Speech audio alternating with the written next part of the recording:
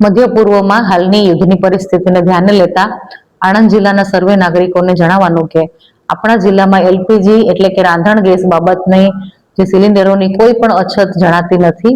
અત્રે એવી કોઈ અછત ધ્યાન પર આવેલ નથી. આ ઉપરાંત ત્રણેય ઓઇલ માર્કેટિંગ કંપનીઓ જેમ કે આઈઓસીએલ, બીપીસીએલ અને એચપીસીએલ ના પ્રતિનિધિઓ સાથે અમે રૂબરૂ બેઠક ગોઠવી છે. માનનીય જિલ્લા કલેક્ટર સાહેબને સૂચનાઓ પણ આપી છે કે જિલ્લામાં ક્યાંય પણ રાંધણ ગેસનો પુરવઠો ખોરવાવો જોઈએ નહીં અને કોઈ પણ જાતની અફવાઓથી આપણે જનતાએ દૂર રહેવાનું છે અને અફવાઓના આધારે કોઈએ ઓવર સ્ટોક કરી રાખવું, હોર્ડિંગ કરી રાખવું અને કાળાબજારી કરવી, સંગ્રહખોરી કરવી એ એક ગુનો બને છે અને આવું કોઈ પણ ધ્યાન પર આવશે તો એમના પર કડકમાં કડક પગલાં લેવામાં આવશે તથા પ્રિવેન્શન ઓફ બ્લેક માર્કેટિંગ કાયદા અંતર્ગત તથા એલપીજી ઓર્ડર 2000 અંતર્ગત પણ એમના પર શિક્ષાત્મક પગલાં લેવામાં આવશે, જેની સર્વેએ નોંધ લેવી અને ફરીથી પેનિક બુકિંગથી દૂર રહેવા જણાવવામાં આવે છે.